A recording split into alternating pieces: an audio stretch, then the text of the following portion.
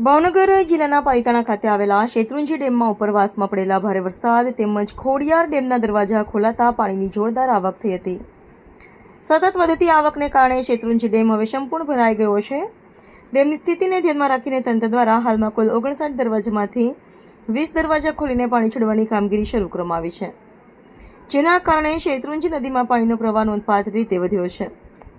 વહીવટીતંત્રએ શેત્રુંજી નદી કાંઠાના તમામ ગામોને એલર્ટ જાહેર કર્યો છે। સાથે જ નદીના પટમાં અવરજવર ન કરવા, નદી પાર કરવાનો પ્રયાસ ન કરવા અને સુરક્ષિત અંતર જાળવવા લોકોને અપીલ કરવામાં આવી છે।